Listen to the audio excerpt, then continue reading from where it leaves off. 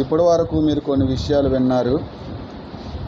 పిడి సుందర్రావు గారు మరియు మరి కొంతమంది దేవుని సేవకులుగా పిలువబడుతున్న వారిలో కొంతమంది యొక్క మాటలు విన్నట్లయితే ఉన్న విశ్వాసం ఏమైపోద్ది? ఊడిపోద్ది అన్నమాట. బైబిల్లో ఒక మాట ఉన్నది. తిమోతికి రాసిన 2వ పత్రిక 2వ అధ్యాయం 14వ వచనంలో మనం చదవగలిగితే అక్కడ ఏమని రాయబడిందంటే,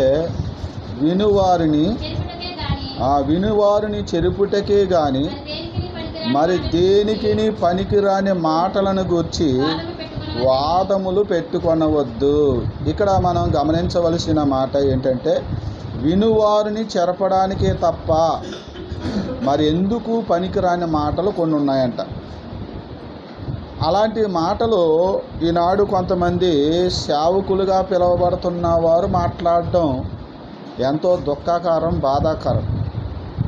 ప్రియులారా, స్వస్థతలు లేవు, ఇప్పుడు స్వస్థతలు లేవు అని మాట్లాడుతూ ఉన్నవాళ్ళు. మరి స్వస్థతలు లేకపోతే దేవుణ్ణి నమ్ముకోవడం ఎందుకు? దేవునికి ప్రార్థన చేయడం ఎందుకు? ఈ మాట యూట్యూబ్లో పిడి సుందర్రావు గారు చెప్పిన మాట వస్తూ ఉంది. ఆయన ఒక క్రైస్తవ సమాజంలో ఒక దేవుని సేవకుడిగా, బైబిల్ ప్రబోధకుడిగా ఆయన ఉన్నారు. కాబట్టి ఆయన మాట్లాడినటువంటి ఈ మాటలు క్రైస్తవ సమాజం మీద తీవ్రమైనటువంటి ప్రభావాన్ని చూపి అనేకులు అవిశ్వాసులుగా, భ్రష్టులుగా మారిపోయే అవకాశము, ప్రమాదము ఉన్నది కనుక నేను ఈ సందర్భంగా మాట్లాడుతూ ఉన్నాను. ఇప్పుడు స్వస్థత వరములు, స్వస్థత అనేది ఇప్పుడు లేవు అంటున్నాడు ఆయన. ఉన్నాయి అన్న వాళ్ళు ఎవరైనా ఉంటే రండి, నేను మీ వెనకాల నెంబర్ 2గా నిలబడతాను అని చెప్పి ఆయన ఎద్దేవగా మాట్లాడుతూ ఉన్నాడు ఆయన. సరే, ఆయన ఎందుకు మాట్లాడుతున్నాడు అనేది అటు ఉంచి, వారి మాటలు క్రైస్తవ సమాజాన్ని భ్రష్టత్వంలోకి నడిపే విధంగా ఉన్నాయి. ఎందుకంటే ఈనాడు దేవుని దగ్గరికి ఎందుకు వస్తారు చెప్పండి? ఇప్పుడు ఈయనే ఉన్నాడు, ఈయనకి ఏదో బలహీనత వచ్చింది అనుకుందాం. ఎప్పుడైనా రాలేదంటారు? ఏ బలహీనత రాలేదు ఆయనకి. ఒకవేళ రాకపోతే ఇప్పుడు వచ్చింది అనుకోండి. పోని ఇప్పుడు ఆ సంఘం అంతా ఆయన కోసం ఏమని ప్రార్థించాలి చెప్పండి? ఏమని ప్రార్థించాలి? ప్రభువా, మా పాస్టర్ గారు పిడి సుందరరావు గారిని స్వస్థపరచు లేదా బాగు చేయని ప్రార్థించాలి కదా. మరి ఇప్పుడు స్వస్థత లేనప్పుడు ఆయన కొరకు సంఘమంతా ప్రార్థిస్తే ఏంటి ప్రయోజనం? ఒకవేళ ఆయనకి ఏదైనా యాక్సిడెంట్ అయ్యి, ఏమండి, మరి అది ఆయనకి ఏదైనా ప్రమాదం జరిగి హాస్పిటల్లో ఉన్నాడు అనుకోండి. ఇప్పుడు సంఘమంతా, ఆయన విశ్వాసులు, ఆయన వెంబడించే వాళ్ళంతా ఏమని ప్రార్థన చేయాలి? ఆయన గురించి ప్రార్థన చేయాలంటారా? ఆయన గురించి ఏమండి చేయాలా? ప్రార్థన ఎందుకు చేయాలి? స్వస్థపరచమని చేయాలా? స్వస్థతలు లేవు కదా, మరి ఆయన దృష్టిలో స్వస్థతలు లేవు కదా. మరి ఇంకెట్టా ప్రార్థన చేస్తారా ఆయన బాగు చేయమని? ఇప్పుడు స్వస్థత లేనప్పుడు ఆయన స్వస్థపరచడు కదా. ఇప్పుడు అన్నీ మెడిసిన్ ద్వారానే బాగుపడుతున్నాయి అని అనుకుంటే నీకు దేవుడు ఎందుకు? మరి ఒకవేళ అలా కాదండి, సైన్స్ డెవలప్ అయ్యింది, ఇప్పుడు అంతా కూడా మనుషులు మెడిసిన్ ద్వారా బాగుపడతారు తప్ప విశ్వాసంతో ప్రార్థన చేస్తే కాదండి అని అన్నారనుకోండి, ఓకే, ఆ మాటకే మనం అంగీకరిద్దాం. మరి అలాగైతే డాక్టర్ల ద్వారానే బాగుపడేవాడు అయితే ఇంక నువ్వు దేవుడికి ప్రార్థన చేయడం ఎందుకు? నువ్వు దేవుడిని ఎందుకు నమ్ముకున్నావు? అది పిడి సుందర్రావు గారు కానీ ఆయన్ని అనుసరించే వాళ్ళు కానీ మీరు దేవుడిని ఎందుకు నమ్ముకున్నారో, ఇతరులను నమ్ముకోమని ఎందుకు ప్రకటిస్తున్నారు చెప్పండి? అంతే కదండి క్వశ్చన్. మరి అలా కాదండి, పాప క్షమాపణ కోసం పొందుకున్నామండి అని ఒకవేళ ఈ పిడి సుందర్రావు గారు కానీ లేకపోతే ఈయన అనుసారులు కానీ అనవచ్చు. ఒకవేళ ఎందుకు నమ్ముకున్నారంట అండి? పాప క్షమాపణ కోసం ప్రభువుని నమ్ముకున్నామని స్వస్థత కోసం కాదండి అని ఒకవేళ అనొచ్చు. ఓకే, ఆ మాటే అనుకుందాం. సరే, పాప క్షమాపణ ఎవరికి కలిగింది? ఎవరికైనా ఒకరికి పాప క్షమాపణ కలిగినట్టు ఈ పిడి సుందరరావు గారే కానీ ఈయన అనుసరులే కానీ ఎవరైనా చూసారా? ప్రశ్న. ఎందుకంటే నేను ఇలా ఎందుకు అడుగుతున్నానంటే, పాపిష్టి వాళ్ళు, పాపంలో ఉన్నవాళ్ళు ఎవరో పరలోకము వెళ్ళరు. వెళ్తారండి? పరలోకం నీతిమంతులకే కానీ పాపిష్టి వాళ్ళకి కాదు. మనమందరము పాపులమే, కానీ మనకు పాప క్షమాపణ కలిగితే యేసుక్రీస్తు యొక్క రక్తంలో మన పాపాలు కడగబడి మనం నీతిమంతులుగా చేయబడితే అప్పుడు మనం ఎక్కడికి చేరే అవకాశం ఉంది? పరలోకం చేరే అవకాశం ఉంది.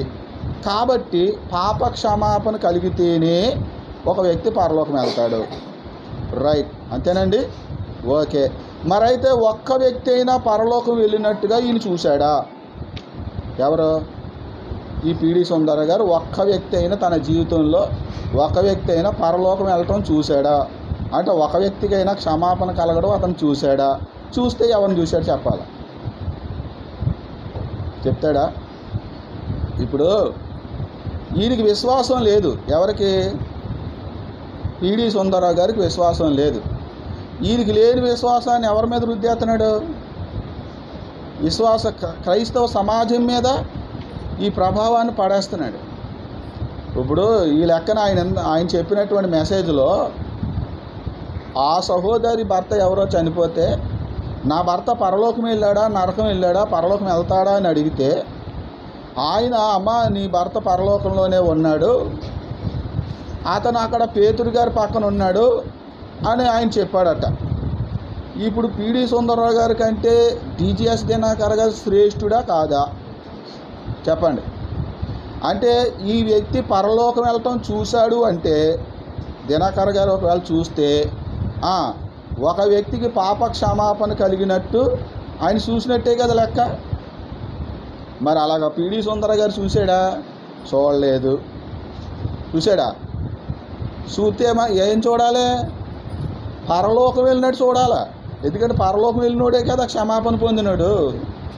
పరలోకం వెళ్ళని వాడు ఎవడో కూడా పరలోకం క్షమాపణ పొందలేనాడు ఎవడు కూడా పరలోకము వెళ్ళడు కదా.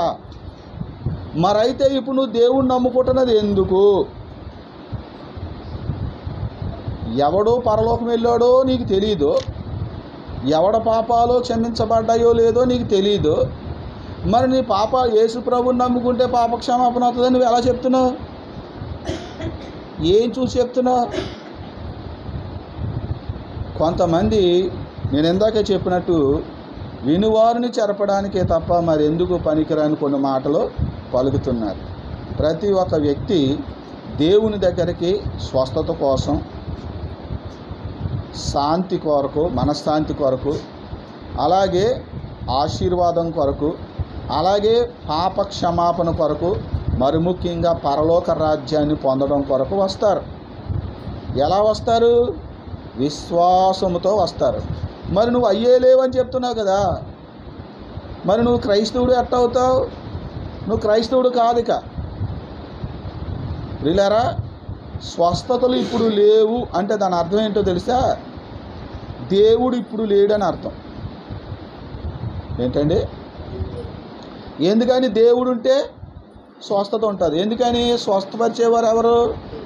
దేవుడు ఏం చెప్పారండి? నిన్ను స్వస్థపరచు యెహోవాను నేనే అని చెప్పాడు ఆయన. మరి దేవుడే స్వస్థపరిచేటప్పుడు ఇప్పుడు స్వస్థతలు లేవు అంటే అర్థం ఏంటి? ఇప్పుడు దేవుడు లేడనే కదా. మరి దేవుడు లేడని నమ్మే నీవు దేవుడు ఉన్నాడు అని నమ్మే వాళ్ళకి నువ్వు ఏం బోధ చేస్తావయ్యా? ఆయన్ని వెంబడించే విశ్వాసులు ఎవరున్నారో కాస్త అంత మీరు ఆలోచించుకోండి. మీరు అవిశ్వాస పక్కనే ఉంటే మీరు అవిశ్వాసులు అవుతారు. అసలు మీరు దేవుని దగ్గరికి ఎందుకు వచ్చారు, యేసు ప్రభుని ఎందుకు నమ్ముకున్నారో అది ఒకసారి మీరు క్లారిటీ చేసుకోండి. యేసు క్రీస్తును నమ్మడం ద్వారా నీకేం కలుగుతుంది? ఓన్లీ పాప క్షమాపణే కలుగుతుందా? లేకపోతే స్వస్థత కూడా కలుగుతుందా? లేకపోతే శాంతి కూడా కలుగుతుందా? ఆయన ద్వారా నువ్వు ఆశీర్వదించబడతావా లేదనేది కూడా నువ్వు ఆలోచించుకోవాలి. నీ విశ్వాసాన్ని ఆయన బలపరుస్తున్నాడో, నీ విశ్వాసాన్ని తుంచేస్తున్నాడో నువ్వు ఆలోచించుకుని మీరు ఆయన వెంబడించవలసిన వారిగా ఉంటారన్న సంగతి మీకు నేను జ్ఞాపకం చేస్తున్నాను. ప్రియులారా, రక్షణ విశ్వాసం ద్వారా కలుగుతుందట. ఎఫెసీ పత్రిక 2వ అధ్యాయము 8వ వచనం.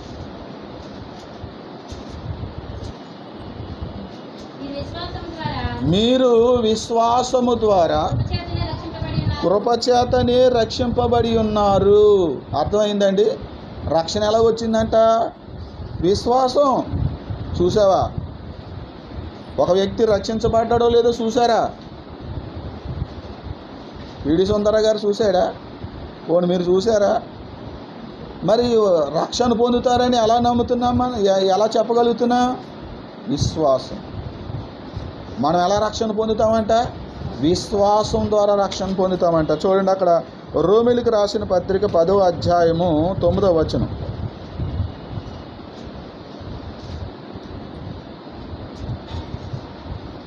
చదవండి. రోమిలికి రాసిన పత్రిక 10వ అధ్యాయము 9వ వచనం. అదేమనగా యేసు ప్రభు అని నీ నోటితో ఒప్పుకొని దేవుడు మృతులలో నుండి ఆయనను లేపెనని నీ హృదయమందు విశ్వసించిన ఎడల నీవు రక్షింపబడుదువు. దేవునికి స్తోత్రం. ఏం చేయాలంటే హృదయమందు ఏం చేయాలి? విశ్వాసం ఉండాలి. విశ్వాసం ఉంటేనే రక్షణ కలుగుతుంది. విశ్వాసం లేకపోతే స్వస్థత కూడా కలగదు. అసలు విశ్వాసం లేకపోతే నీకు ఏది పొందుకోలేవు దేవుని దగ్గర నుంచి. దేవుని దగ్గర నుంచి ఏమైనా పొందుకోవాలంటే విశ్వాసం ఉండాలి. బైబిల్లో ఒక మాట రాయబడింది, ఆయన వారి అవిశ్వాసమును బట్టి అక్కడ అనేకమైన అద్భుతములు చేయలేకపోయాను అని వాక్యం చెప్తుంది. దేవుడు స్వస్థపరుస్తాడు, కానీ మనకేముండాలి? దేవుడు స్వస్థపరుస్తాడు అనే విశ్వాసము ఉండాలి. ఇందాక చెప్పారు కదా, బంగారీ గురించి తన భార్య చెప్పింది కదా సాక్ష్యము. గుండె, ఊపిరితిత్తులు లోపల ఉన్న అవయవాలు పాడైపోయి ఎలా బ్రతికాడు ఇతను? ఎన్ని రోజులు చూడాలంట? ఇంకా ఎన్ని రోజులు చూడాలన్నారు అమ్మా? 50 రోజుల 15 రోజులు 15 రోజులు మందులు వాడిన తర్వాత చూద్దామన్నారట. ఎలా బ్రతుకుతున్నాడని ఆశ్చర్యపోయారు డాక్టర్ గారు. మరి ఎలా బ్రతుకుతున్నాడు? అతని కొరకు మనమంతా ప్రార్థన చేస్తున్నాం. దేవుని యొక్క దైవికమైన కృప అతని మీద నిలిచి ఉండటాన్ని బట్టి ఇప్పటి వరకు సజీవంగా ఉన్నాడు.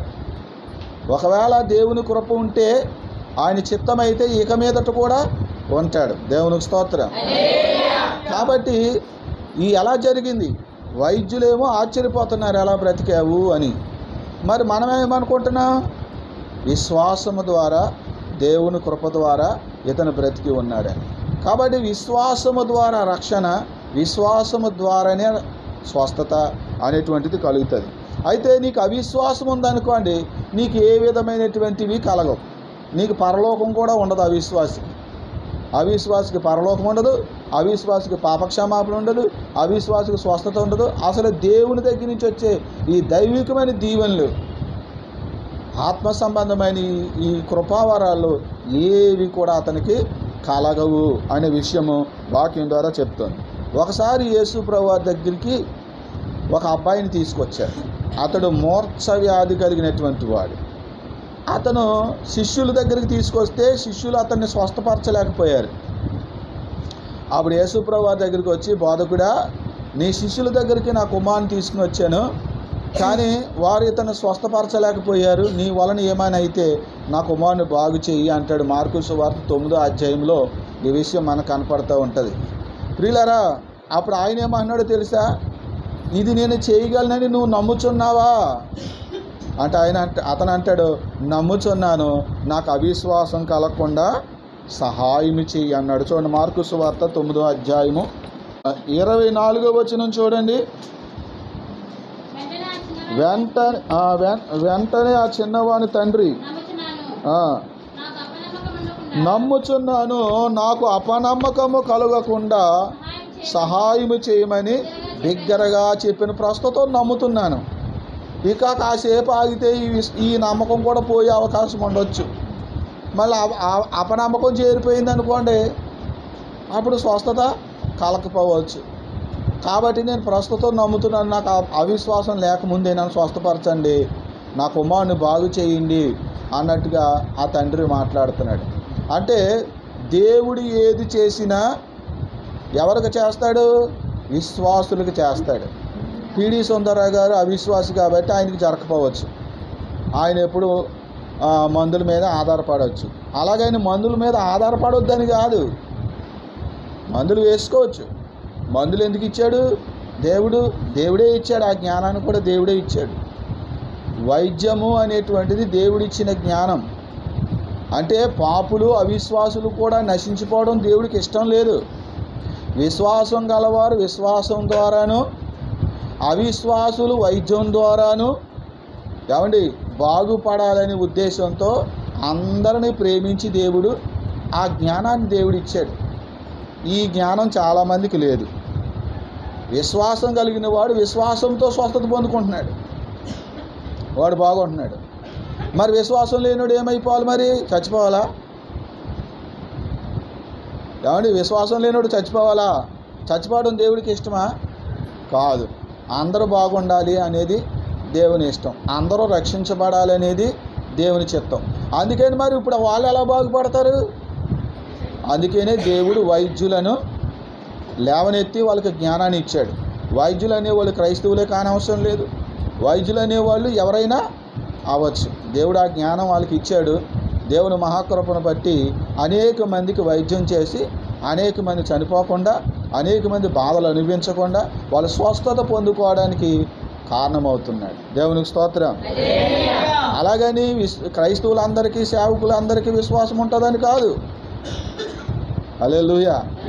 ఒకవేళ మీకు విశ్వాసం ఉంది కదండి, అంచేత మీరు ఇంక వైద్యం అక్కడ చేయించుకోకుండా అని కూడా మాట్లాడవచ్చు.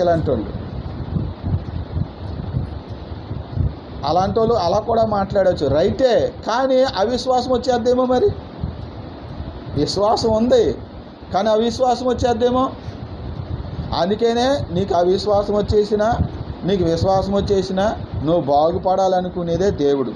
ఈనాడు అనేక చోట్లకి వెళ్ళి అనేక తిప్పలు పడి మరి స్వస్థత పొందుకోనటువంటి వాళ్ళు ఇంకనూ బాధపడుతున్నారు. అలాంటి వారు ఎక్కడికి వచ్చి మేలు పొందుతున్నారు? దేవుడి సన్నిధికి వచ్చి బాగుపడుతున్నారు. ఉదాహరణకి యేసు ప్రభు వారి దినాల్లోనే ఒక స్త్రీ ఉంది. ఆమె 25 సంవత్సరాల నుంచి రక్తస్రావంతో బాధపడుతుంది. వైద్యుల చేత అనేక తిప్పలు పడింది. చివరికి యేసుక్రీస్తుని గురించి విన్నది. బయటకు వస్తే ఆమె అందరికీ వెల్లడైతే ఆమెను రాళ్లతో కొట్టి చంపుతారేమని భయంతో ఆ గుంపులోనికి వెళ్ళి ఆయన వస్త్ర చెంగును ముట్టుకుని విశ్వాసంతో బాగుపడింది. దేవునికి స్తోత్రం. కాబట్టి స్వస్థత అవిశ్వాసులకు కాదు, విశ్వాసులకే వస్తుంది. కొన్నిసార్లు మనకు ఇప్పుడున్న విశ్వాసం కాసేపు ఉన్నా ఉండకపోవచ్చు. కాబట్టి మన విశ్వాసాన్ని నిలకడగా ఉంచుకోవడం మనకు అవసరం. కొన్ని పరిస్థితులను బట్టి మనం అవిశ్వాసులుగా మారిపోతాం. ఎందుకంటే మనం మనుషులం. దేవునికి స్తోత్రం. అందుచేత కొందరికి జరగవచ్చు, కొంతమంది జరగకపోవచ్చు. జరిగినప్పుడు దేవుని మహింపరుస్తాం, జరగనప్పుడు కూడా దేవుణ్ణి మహింపరచాలి. చూడండి, యాకోబు పత్రిక 5వ అధ్యాయం 17వ వచనం. కొంచెం పైన చదవండి అమ్మా. 14వ వచనం. మీలో ఎవడైనను రోగి అయి ఉన్నాడా?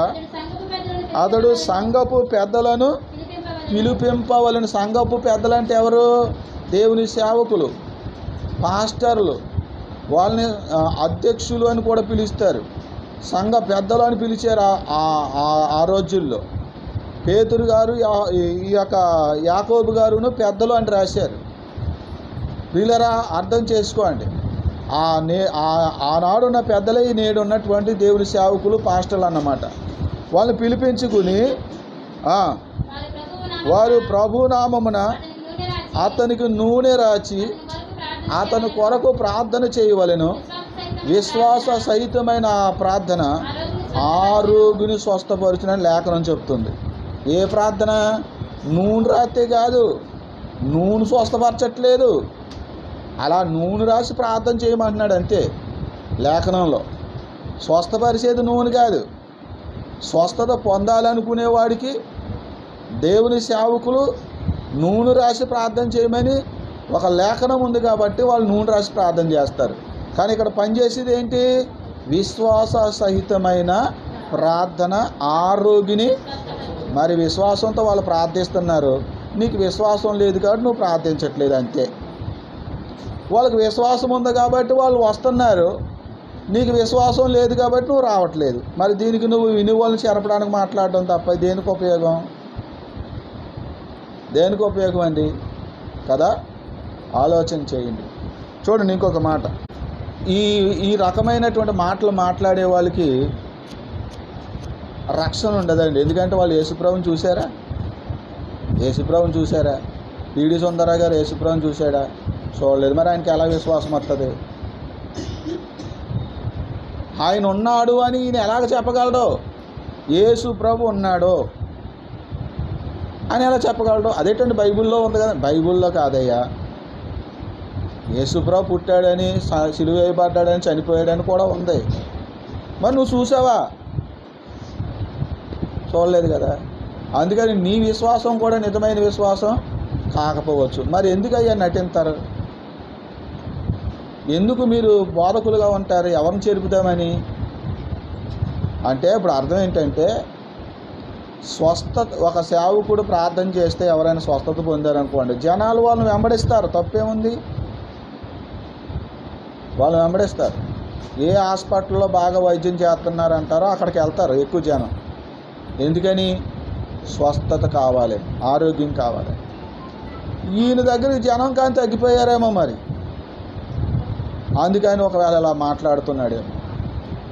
కనుక దేవుడు ఉన్నాడు, ఆయన స్వస్థపరుస్తాడు, దేవుడు విడుదలనిస్తాడు, శాంతినిస్తాడు, సమాధానాన్ని ఇస్తాడు, ఆయనే ఆశీర్వదిస్తాడు కూడా. బైబిల్ ఏం చెప్తుంది? మనము అబ్రహాము పొందిన ఆశీర్వచనము పొందాలని యేసుప్రభు వారు ఏమయ్యారంట? సిలువ మ్రాను మీద మన కొరకు ఆయన చనిపోయాడని గలతీ పత్రిక 3:16 రాయబడుతూ ఉంది. మరి యేసుప్రభుని నమ్ముకున్న మనకు ఆశీర్వాదం ఎలా వస్తుంది? కష్టపడితేనే ఆశీర్వాదం వస్తుందండి అని అనొచ్చు ఒకవేళ. ఈ విశ్వాసం లేని వాళ్ళు అలాగే మాట్లాడతారు. మేము ప్రార్థన చేస్తే దేవుడు ఆశీర్వదిస్తారని మీరు చెప్తున్నారు, ఆశీర్వాదం ఎలాగొస్తుంది? వీళ్ళు కష్టపడకుండా ఆశీర్వాదం వస్తుందా అని మాట్లాడేటువంటి, ఎందుకంటే అవిశ్వాసులు వీళ్ళు. మరి అలాగైతే ఈ వాక్యం తప్పు కదా. ఎలా వస్తుంది? కష్టపడకుండా ఆశీర్వాదం వస్తుందని ఎవడని చెప్పాడా? చెప్పలేదే. మరి అలా ఎందుకు మాట్లాడతారు మీరు? నువ్వు 6 దినాలు కష్టపడు, 6 దినాలు కష్టపడితే నీ రాబడి అంతటిని కూడా ఆయన ఏం చేస్తాడు? దీవిస్తాడు. అది హాస్పిటల్ పోలో కాకుండా మరి ఇతరమైనటువంటి ఏవైనా పరిస్థితులు గుండా నీ డబ్బులు పోకుండా దేవుడు స్వస్థపరిస్తే, ఆరోగ్యం ఇస్తే, ఏమండి అప్పుడు నీ కష్టార్జితం నిలుస్తుందా నిలవదా? ఎంతో కొంత వారానికి ఎంతో కొంత సంపాదించావనుకో, వారానికి ఒక 200 వారానికి నువ్వు నీ ఖర్చులన్నీ పోగా 200 నువ్వు దాచుకున్నావు అనుకోండి, నెల వచ్చినప్పటికి ఎంత ఉంటుంది? ఎంతండి? కనీసం 800 నుంచి 1000 రూపాయలు వస్తుంది. అది ఆశీర్వాదమేనా? ఆశీర్వాదమేనా? లేదు. వారానికి 3 రోజులు హాస్పిటల్కి వెళ్ళావనుకో, వారానికి 3 రోజులు హాస్పిటల్కి వెళ్ళావనుకో, ఉంటాయి డబ్బులు? ఏమండి? ఏదైనా కేసులో ఇరుక్కుని కోర్టులు తిరుగుతూ ఉన్నామనుకోండి, డబ్బులు ఉంటాయా? దొంగోడు వచ్చి మూట ఎత్తికిపోయాడు అనుకోండి, డబ్బులు ఉంటాయా? ఆశీర్వాదం ఉంటుందా? అంటే ఈ అన్నిటిని కాపాడుతున్నది ఎవరు? నీ ఆరోగ్యాన్ని కాపాడుతున్నది మరి ఎవరని చెప్తావు? నీ డబ్బులు కేసులకు వెళ్ళిపోకుండా కాపాడుతున్నది ఎవరని చెప్తావు? ఆలోచన చేయండి. నీ డబ్బులు దొంగోళ్ళు ఎత్తుకుపోకుండా కాపాడుతున్నది ఎవరని చెప్తావు? కనుక ఇలా ఆలోచించుకుంటూ పోతే చాలా విషయాలలో మనం పొరపడుతున్న విషయం మనకు అర్థమవుతుంది. అన్యజనులు కూడా ఇలా మాట్లాడట్లేదు, అన్యజనులు కూడా ఇలాగా మాట్లాడట్లేదు. వారి వారి దేవుళ్ళకి దేవతలకి దండాలు పెట్టుకుంటున్నారు. ఎందుకని? ఇంట్లో వాళ్ళు అనారోగ్యంతో ఉన్న వాళ్ళు బాగుపడాలని, రకరకాల శాంతులు చేయించుకుంటున్నారు. ఎందుకని? వాళ్ళు బాగుపడాలని. అది వారి విశ్వాసం కాదా? మరి వారికంటే నువ్వు అవిశ్వాసువా? నీ దేవుడైనటువంటి యేసుక్రీస్తును లేక యెహోవాను విశ్వసిస్తున్నావాని దూషించడానికి నువ్వు పలుకుతున్న మాటలు ఏ విధమైనటువంటి పరిస్థితిని తీసుకొస్తాయో ఒకసారి ఆలోచించుకోవాలని, అలాంటి వారి మాటలు విని మీ విశ్వాసాలు ఎవరో కూడా పాడు చేసుకోవద్దని, కొన్ని సహవాసాలు విడిచిపెట్టడమే మంచిది. అలాంటి వాళ్ళు అవిశ్వాసం అయిపోయే కంటే అటువంటి సహవాసాన్ని విడిచిపెట్టి విశ్వాసం గల సహవాసంలో ఉండడం మంచిది. లేకపోతే నేను అవిశ్వాసులుగా దిగమారుస్తారు. అప్పుడు నువ్వు దేవుడిని నమ్ముకోవడం ఎందుకు? ఇంకా దేవుడిని నమ్ముకోక్కర్లేదు, దేవుని నమ్ముకోలేదు. నువ్వు ఒక హేతువాదిగా మారిపోవడం. ఇంకా ఎలా మారిపోవాలండి? హేతువాదిలాగా, దేవుడు లేడు అనేవాడిగా మారిపోతావు. ఇంకా దేవుడు ఉన్నాడని నమ్మేవాడికి ఇవన్నీ ఉంటాయి, దేవుడు లేడు అనేవాడికి ఏముండదు. వాళ్ళు ఏమంటారంటే బాగుపడితే ఆడు అదృష్టం అనుకుంటారు. అసలు అదృష్టం అంటేనే దేవుడు. వాడు అదృష్టం అండి. వైద్యం చేశామండి, బాగుపడ్డండి, కానీ అయినా బతికాడండి, బాగున్నాడండి, ఆడు అదృష్టం అంటాడు. ఆడు దేవుడు ఉన్నాడు, దేవుడే చేశాడు అండి. అతను ఏమంటాడు? అదృష్టం వల్ల బతికిపోయాడు అంటాడు. అసలు ఆ అదృష్టం అనేది ఏంటి చెప్పాల? అదృష్టం కొలిదే బతికాడు అన్నావు కదా, ఆ అదృష్టం అంటే ఏంటి? ఆ అదృష్టం ఎలా ఉంటుంది? ఆ అదృష్టానికి ఏమైనా కళ్ళు ఉంటాయా? ఆ అదృష్టానికి ఏమైనా నోరు ఉంటుందా? ఆ అదృష్టానికి ఏమైనా కాళ్ళు చేతులు ఉంటాయా? చెప్పాలి మరి. నువ్వు అదృష్టం వల్ల బతికిపోయాను, దేవుడి వల్ల ఏం బతకలేదు నేను, దైవజనులు చేసిన ప్రార్థన వల్ల నేను బతకలేదు, నేను కాపాడబడలేదు, నా అదృష్టం వల్ల నేను బతికాను. రైటే, నీ మాటే రైటు అనుకుందాం కాసేపు. ఆ అదృష్టం ఎలా ఉంటుంది చెప్పు మరి? ఆ అదృష్టం నిన్ను ఎలా కాపాడింది? ఆ అదృష్టానికి ఏమైనా చేతులు ఉన్నాయా? వచ్చి పట్టుకున్నదా? ఆ అదృష్టానికి మరో పేరే దేవుడు. దేవునికి స్తోత్రం.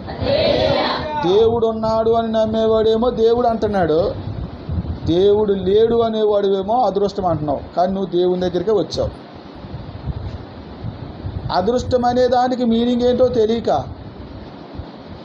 అదృష్టం అనేది ఎలా కాపాడుతుందో నువ్వు ఆలోచించుకోక, అదృష్టం అనే దానికి చేతులు లేకుండా, కాళ్ళు లేకుండా, కళ్ళు లేకుండా, నోరు లేకుండా ఏ విధంగా ఉపయోగపడుతుందో నీకు అర్థం కాక, నేను అదృష్టం అని నమ్ముతున్నానంటే ఆ అదృష్టం కూడా ఒక వ్యక్తిలాగా ఉండాలి. ఆ అదృష్టం నేను ప్రమాదంలో పడిపోతుంటే కాపాడడానికి చేతులు కలిగి ఉండాలి, పరిగెడుతుంటే నడిచొచ్చి నన్ను కాపాడేట్లాగా ఉండాలి. ఇలాంటి ఆలోచించేవాడికి తప్ప అవిశ్వాసులకి, అజ్ఞానులకి ఏమీ కూడా అర్థం కాదు. కాబట్టి సమాజంలో సోషల్ మీడియాలో ఎన్నో వస్తాయి, రానివ్వండి. అపనమ్మకమైన విశ్వాసాలు మాటలు వస్తాయి, విశ్వాసం గల మాటలు కూడా వస్తాయి. అవి రావాలి, ఇవి కూడా రావాలి. జ్ఞానవంతులు ఏం చేస్తారంటే వివేచించి ఏం చేస్తారు? మంచిదాన్ని చేపట్టుకుంటారు. కనుక ప్రజలకు క్షేమం కలిగే మాటలు మనం వింటే మనకు మంచిది. ప్రజలకు క్షేమం కలిగే మాటలు చెప్తేనే మనకు మంచిది. ఎవరినో దూషించడానికో, ఎవరినో తగ్గించడం కొరకో దృష్టిలో పెట్టుకుని స్వస్థత లేదనో, వరాలు లేవని మాట్లాడితే ఆత్మీయ స్థితి దిగజారిపోద్ది, అవిశ్వాసులు అయిపోతారు. అసలు నీకు ఆదివారం మీరు ఆరాధన పెడతారా? ఈడి సుందరరావు గారు వాళ్ళు ఆరాధన పెడతారండి? ఎవరైనా తెలిసిన వాళ్ళు ఉన్నారు ఇక్కడ? ఆయన చర్చిలో ఆరాధన పెడతాడా? ఆదివారం పెడతారా? ఆదివారం పెట్టకుండా ఏదో ఒక రోజు పెడతారా? అది వారం క్రమంగా కూటమి పెడతారా? ఆయన ఆరాధన పెడితే ఆ విశ్వాసులందరూ ఎందుకు వస్తున్నట్టు మరి అక్కడికి? ఎందుకు వస్తున్నారు అక్కడికి? ఏ నమ్మకంతో వస్తున్నారు మీరు అక్కడికి? ఆరాధనకి వెళ్తే నీకేంటి ఉపయోగం? ఏముందని అక్కడికి వెళ్తున్నావు? ఒకవేళ స్వస్థత ఉందని వెళ్తున్నావా? అతను స్వస్థత లేదంటున్నాడు. ఒకవేళ పాపక్షమాపణ ఉందని వెళ్తున్నావా? అతను పాపక్షమాపణ లేదంటున్నాడు. ఆ పాపక్షమాపణ లేదని అనలేదు కదండి అని ఒకవేళ అనొచ్చు. ఆయన అనకపోయినా అన్నాడు. ఎలా అంటే ఇందాక మనం చెప్పుకున్నాం, ఆ సహోదరి భర్త, అది ఆయన చెప్పిన మాట నిజమో లేదో నేను వినలేదు, కానీ యూట్యూబ్లో ఆయన చెప్తున్నప్పుడు విన్న మాట ఇది. డీజెస్ దినకరన్ గారు అమ్మ నీ భర్త పరలోకానికి వెళ్ళాడమ్మా అని చెప్పాడు కదా, అది ఆయన విశ్వాసం. మరి ఈయన విశ్వాసం ఏంటి? ఉందా? మరి పరలోకం వెళ్తారని విశ్వాసం ఉందా? ఎందుకు వస్తున్నారు? పరలోకం వెళ్ళాలని వస్తున్నారా ఆయన చర్చికి? లేకపోతే స్వస్థత పొందాలని వస్తున్నారా చర్చికి? ఎందుకు వస్తున్నారు? అసలు మీరు వారం ఎందుకు పెడుతున్నారు? మీ కోటాలకు జనాలు ఎందుకు రావాలి? మీ మాటలు ఎందుకు వినాలి? ఏం ఉపకారం అని వినాలి? దాని బదులు ఈ బైబిల్ వదిలేసి కొంతమంది కొన్ని సూక్తులు చెప్పుకుంటూ ఉంటారు. ఉదయాన్నే చూడండి, కొంతమంది సెల్ ఫోన్లకి ఏయో మాటలు వచ్చేస్తున్నాయండి. కొన్ని కొటేషన్ రాసేసి వాట్సాప్ల ద్వారా పంపేస్తున్నారు. అలాగే ఏదో పంపుకోవచ్చు కదా బైబిల్ మానేసి. ఇంకా అందుకే మేము ఎప్పుడు చెప్తున్నాం, ఎవరిని పడితే వారిని వెంబడించకండి, ఏ బోధ పడితే ఆ బోధ వినకండి అని ప్రభువు పేరట నేను మీకు చెప్తున్నాను.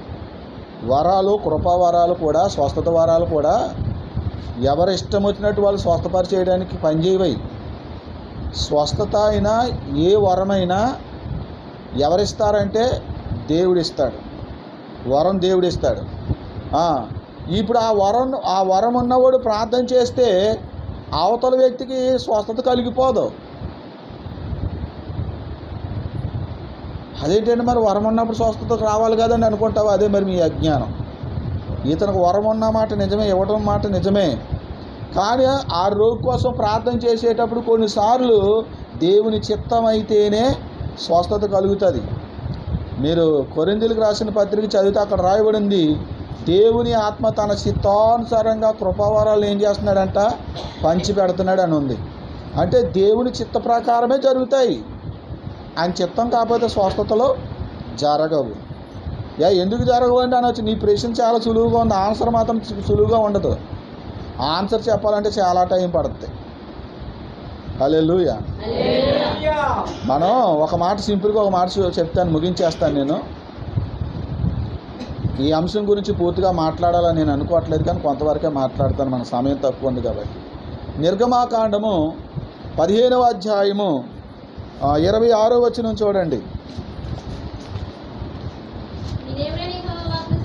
మీ దేవుడైన యెహోవా వాక్కు శ్రద్ధగా విని ఆయన దృష్టికి న్యాయమైనది చేసి ఆయన ఆజ్ఞలకు విధేయులై ఆయన కట్టడలన్నిటినీ అనుసరించి నడిచిన ఎడల నేను ఐగుప్తీయులకు కలుగు చేసిన రోగములలో ఏదియును మీ మీదకి రానియను, నిన్ను స్వస్థపరచు యెహోవాను నేనే అనెను. ఇక్కడ ఒక షరతు ఉంది. స్వస్థత కలగడానికి ఏముందండి? షరతు ఉంది. ఏ షరతులు లేకుండా స్వస్థపరచాలని దేవుడు అనుకున్నాడు అనుకోండి, ఏ షరతు లేకుండా మనం స్వస్థపరుస్తాడు. అది ఆయన ఇష్టం. వరం అయింది, స్వస్థపరిచేది ఆయన. మనం కేవలం ప్రార్థన మాత్రమే చేస్తాం. కానీ ఇక్కడ ఒక షరతు ఏంటండి? దేవుని మాట శ్రద్ధగా వినాలి. ఇంకేం చేయాలి? ఆయన దృష్టికి అనుకూలమైందే చేయాలి. ఆయన ఆజ్ఞలకి విధేయులై నడుచుకోవాలి. అప్పుడు స్వస్థత. ఇప్పుడు స్వస్థత వరం ఉన్నవాడు ప్రార్థన చేస్తున్నాడు. ప్రార్థన చేయించుకున్నవాడికి ఇవన్నీ ఉన్నాయా? లేవు కదా. ఉన్నాయా? మరి స్వస్థత జరుగుద్దా? జరగదు కదా. మరి స్వస్థత జరగలేదని విమర్శిస్తావా? దైవ సేవకుని దూషిస్తావా? క్రైస్తవాన్ని అవమాన పాలు చేస్తావా?